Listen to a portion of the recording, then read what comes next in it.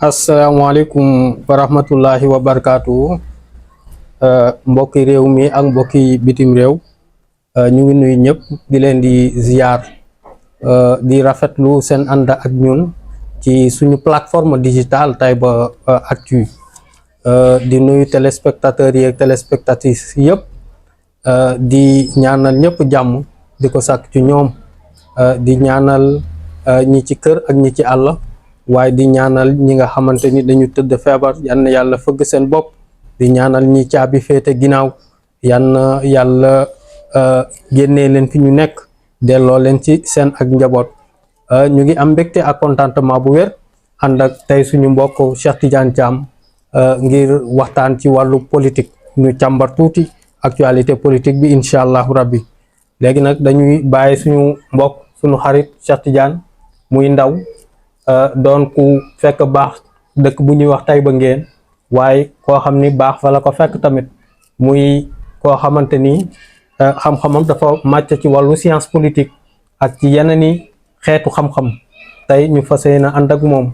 incha allahu dañuy bàyyi rek mu présenté wu nuyu tamit suñu mbokki téléspectateurs yi Cheikh Tidiane asalaamaaleykum wa rahmatullah. aleykum salaam wa rahmatullah Alaaji Moustapha maa ngi lay ziar bu wér a wér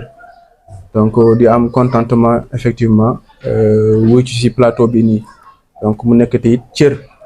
boo xam ne nii ameel nañ ko donc waa Taiba Actu rawatina waa Taiba donc man maa ngi wuyu ci turu Tidiane Thiam donc jàngee fële ci ñuy wax Université Gaston Berger de Saint-Louis donc nekkoon daanaka ci benn branche bi nga xam ne nii fa la ñuy jàngalee ñi seen xam-xam wàllu xaw a orienté wu tuuti ci wàllum politique voilà donc branche boobu ñuy woowee Sciences Po donc fa laa jàngee ba am fa samay lijaasa waaw ba après yàlla def tey ñi féete fii Dakar donc ñi am foofu noonu pour le moment ma delloo kàddu gi. waaw Cheikh Tidiane nemmeeku nañ depuis le 3 février dañuy gàttal rek gis nañ ni réew mi xaw na dugg ci lu mel ni ak guut ak ginnaaw gi njiitum réew bi di son excellence le président Macky Sall tenir discours am boobu jëm ci wàllu reporter élection yi dañuy fàttali rek ne discours boobu noonu mi ngi ko def ci quelques minutes mooy li nasaraan si wax rek à la 25e heure fekk na sax ñu ngi nekk à quelques encablures ubbitewu campagne bi donc mu doon loo xamante ni lu métti sénégalais yëpp la waaye lu métti classe politique bi yëpp ñu jógee fa ñu dem assemblée gis nañ ñu ñëpp li fa xew vraiment mu doon loo xam ni gàcce la ci askan wi parce que yaakaaroon nañ ni ab député bu demee assemblée pouvoir du peuple par le peuple et pour le peuple la fay taxawee waaye li ñu fa gis mu doonoon gàcce lool macha allah bi ñu fa jógee aussi mu am ay tuumante ci diggante ay magistrat maanaam ay woy atte ak ñoo xam ne ay candidat la ñu woon ñu dem ba gis ni sax am ay candidat yu génn ci yu bokkoon ci ñu waroon dem jongante ci élection présidentielle bi ñu retiré wu donc loolu yëpp dal di fiy xew donc Sénégal di dund guuta goo xam ne bokkul ay manifestation yu fi am ñuy jàpp ay nit di tëj waaye gis nañ tamit ci biir mu mel ni ñu jiite ñu ngi doon kii loo xamante ni ñu ngi doon bëgg a annoncé loo xamante ni wax dëgg yàlla période de détente la ñu gis ay xale yu ñu jàppoon ay weer yu bëree bëri ñu commencé di leen di génnee waaye ñu gis fan yi ne génne bi sax am na tekkaaral donc loolu yëpp bu ñu ko dajalee gis nañ ni réew mi dafa dugg ci ak guutu ci wàllu politique te guuta googu noonu mën nañu yóbbu foo xamante ni fu gën a sori fii Cheikh Tidiane tey boo ñu doon defal analyse de la situation politique lan nga ñuy wax tey ci Sénégal ak doxalin bi muy doxee Alaaji Moustapha nga donc nga revenir ci synthèse bu am solo ci li nga xam ne ni tey moom la Sénégal nekk di dund mu nekk loo xam ne ni daanaka mi ngi attirer donc attention tout le monde et que comme li ñuy wax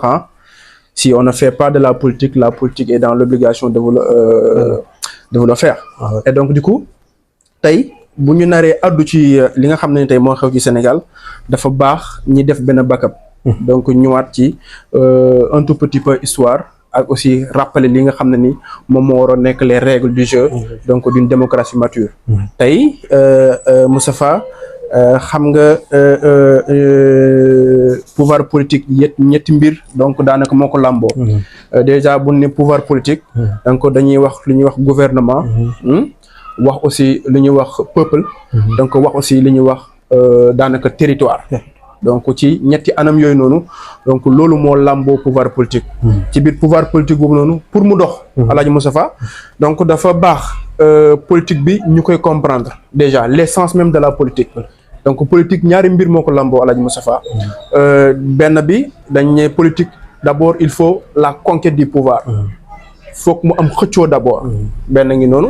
laata ñuy yëg ci beneen fànn bi mu nga xam ne ni mooy lu ñuy wax. donc l'exercice du pouvoir. Maintenant ci biir conquête du pouvoir bi daanaka actuellement Sénégal foofu lañ toll. donc toutes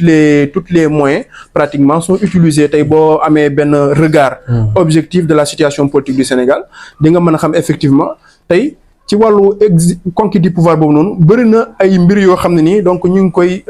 ñi far ci kujj gi ñi far daanaka ci wàllu pouvoir bi ñu ngi koy mobiliser ku nekk bëgg a feesal sa taxawaay tey dafa am loo xam ne ni ñun ñëpp ko bokk. mooy réew mi te ñun ñëpp xamante aussi. ñun ñëpp donc amul kenn ku réere sa morom. te ci trajectoire politique sénégalaise. depuis Léopold Sédar Senghor ba Macky Sall en passant par Abdou Diouf. ak Ablaye Wade donc Macky Sall ñëw na toog c'est vrai avec pratiquement plus de 65% comme taux. daanaka ci li ko votel ci réew mi mu ñëw toog donc bi mu ñëwee c'est vrai donc asseoir na la démocratie mais joxe pouvoir moo yombut joxe pouvoir donc moo jafe tant que mu fekkee aussi mu ñàkk chance daanaka am une opposition boo xam ne nii forte une opposition qui se révèle donc panafricaniste une opposition quand même consciente effectivement des engagements et l'intérêt des populations moo tax yi fii métti tey Alaaji Moustapha dafa am loo xam ne ni lenn kese lay population bi daanaka di def pour mën a choisir en réalité ki nga xam ne moom moo ko war a toogal fii nii en tant que président de la République. Et comme le dit le préambule de la Constitution, le peuple sénégalais reste souverain et il demeure donc souverain. Et donc bu ñu làmboo ci démocratie. peuple bi tey war nañ ko may chance mu mën a tànn ki mu bëgg. mais loolu dafa am loo xam ne ni da ko lal mooy li ñuy wax le processus électoral. et dans les grandes démocraties. li gën ak li am solo mooy que les règles de la démocratie soient respectées. un processus électoral clair au vu et au su de tout le monde. ku nekk nga xam li la war ku nekk nga xam li nga effectivement fi lay xaar naka la. waaw Cheikh Tidiane ci li nga nekk doguma la waaye bu ñu waxee démocratie dañuy suñuy fàttali rek. dañuy wax Kratos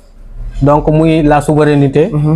donc démos mooy le peuple. donc dañuy wax le pouvoir du peuple par le peuple. bu ñu gisee li xew assemblée keroog. est-ce que tey mën nañ wax waxu démocratie parce que gis nañ ni pour ñu voter loi sax.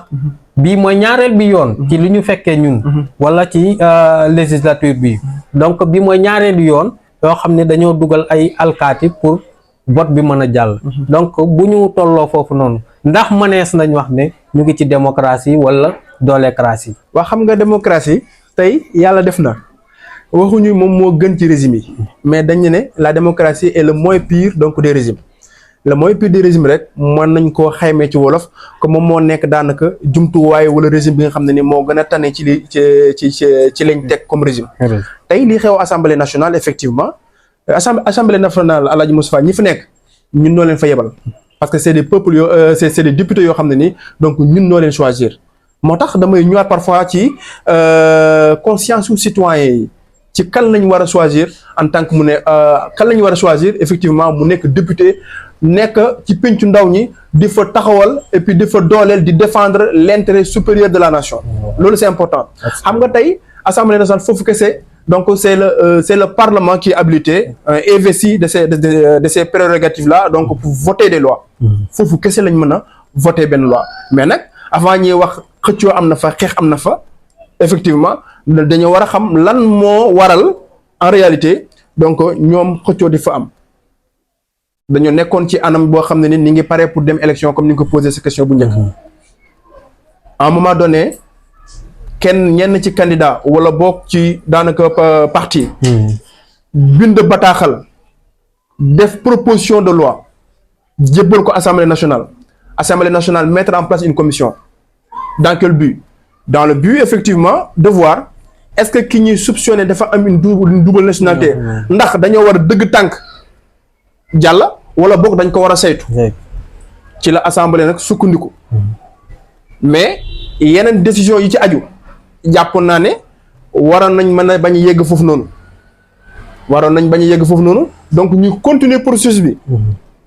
tout le temps ñi permettre commission boobu nga xam ne nii donc assemblée nationale institué na ko mu def liggéeyam et donc ñu continuer donc effectivement parfois tu as l'impression que effectivement Sénégal dañuy woote démocratie parce que bu ñu wax démocratie mooy liberté d'expression la possibilité d'aller dans les urnes et de voter et l'information muy jàll mais j'ai l'impression que au lieu de la démocratie on est en face donc d'une démocrature donc c'est-à-dire de façon formelle dans nos textes c'est inscrit on est dans une démocratie mais effectivement dans la pratique loolu dafa xaw a sooxee ci fànn yu bëree bëri Alaaji Moustapha donc loolu moom lu jar a bàyyi xel la daanaka ci pencum ndaw ri bu ñu xoolee sa jàngat bi donc loolu yëpp day wane ni on a une démocratie formellement informelle exactement te bu ñu gënee xóotal dañuy gis ni aussi député yi wala pouvoir beeg ñi mu lëkkaloog dañoo demoon pour changer le jeu au cours du jeu te loolu day loo xamante ni sunu ay sarta nday réew mi nangu wuñu ko pour contrecarrer parce que bu ñu xoolee ba léegi barki démb njiitu réew bi génn na wax na wala waxati na bi mu laataa génn askan wi yëpp ñu ngi doon xaar ne bu génnee rek dina jàpp bésu élection yi ñu dem ci jàmm ñu voté ki ko war a remplacer ñëw donte xam nañ ni te moom ci boppam xamal nañu ne à partir du 2 février nekkatul njiitu réew donc mission am fa lay arrêté jéegu yi nekk di teg nag wan nañu wala wan na borom xel yëpp ne pareeguñu pour dem pour contrecarrer loolu yëpp nag ndax woy politique yi rek ñoo war a jàmmaarloo ak pouvoir bi fi nekk wala askan wi yëpp ak woy politique yi ñoo war a àndoo bu ko defee ñu jàmmaarloo ñoom ngir gën a amaat seen souveraineté. Alaaji Moustapha xam nga déjà le président de la République bi mu defee sortie bi wax nañu effectivement que le 2 avril incha allahu rabbi dafay dem mais comme li ñuy wax ndeysaan Senghor à un moment donné dafa amoon ku ñëw li ñuy wax un dauphin politique muy Abdou Diouf teg ko ci est-ce que Macky Sall nekkul ci perspective boobu noonu mais ak lépp lu ci mënta am on est dans une démocratie et la démocratie voudrait que boo jeexee sa mandat comme ñi ko suñu charte ndey réew mi waxee daanaka la constitution boo paree nga organiser les élections comme nag dem nañ ba le conseil constitutionnel et donc a abrogé le décret bi nga xam ne ni moom la Macky Sall génnee woon effectivement pour report élection présidentielle yi ñi dem ba foofu noonu donc conseil constitutionnel génnee décision et ñëpp xam nañ conseil constitutionnel mooy cour suprême bi nga xam ne ni il veille sur la constitutionnalité donc des lois est-ce que les lois yi nga xam ne ñu ngi koy jël à l'Assemblée nationale sont conformes par rapport à la constitution et donc les décisions en réalité du conseil constitutionnel dafa am force application obligatoire premier niveau donc il y a pas élément en réalité de revoir est-ce que dañ appliquer effectivement donc ces décisions du conseil constitutionnel mais la décision elle est complexe parce qu'il y a beaucoup de considérants et ci biir considérants yi il dit que d'organiser les élections dans les meilleurs délais et ñun ñëpp xam nañ ne effectivement le code électoral ni mu nammee daanaka suñu processus donc électoral dafay jël temps minimum il faut quelques jours voire que des semaines yoo xam ne ni donc le bagage électoral daañu ko transporter ñi ngi war a observer élections yi donc nekk sur place effectivement ku nekk sa bulletin bu mu war a dem ci gox-goxaat yi nga xam ne daanaka moo lamboo dëkk bi mais est-ce qu'il y a lieu effectivement avant que ñi def élections yi donc président di woote dialogue je ne pense pas parce que dialogue aussi comme on dit, dialogue dans la démocratie, c'est un contact. Donc, entre les différents acteurs. Et que le Conseil constitutionnel, la décision du Conseil constitutionnel dit qu'on retient les 19 candidats. Donc, on a organisé les élections. Si, vous avez une situation où les candidats refusent en réalité d'aller répondre au dialogue du président de la République, donc le président vous dit la responsabilité organiser les élections à travers son ministère, son ministre donc de l'intérieur. Donc dëkk bi dina nekk ci ay góotangaas yoo xam ne ni lu yéeme la. beneen fànn aussi ñi rafetlu lool ci détenu yi nga xam ne nii daanaka libéré nañ leen mais tëj nit ki pendant 8 mois xëy libéré ko sans explication, sans rien du tout. Est-ce que réellement la justice elle est indépendante dans ses exercices de ses pouvoirs? Donc ma delloo la kàddu ko Alaaji Moussa. waaw mooy ni nga ko waxee am na solo lool surtout si décision de justice yi gis nañ ni depuis weer yee passé am na décision de justice yu bëri yu génn qui ne vont pas aussi en faveur du pouvoir en place maanaam nguur gi waaye nguur gi day tarder toujours à appliquer ces décisions. gis nañ fi bu Sabassi Faye à Ziguinchor pour réintégration Ousmane Sonko. gis nañ fi le juge Thione donc pour réintégration Ousmane Sonko. gis nañ fi ba bu conseil constitutionnel moo mujj. donc loolu yëpp bu ñu ko dundee est-ce que tey mën nañ ne ñu ngi ci état de droit. D'accord. Lolo dinañ am cawarte loolu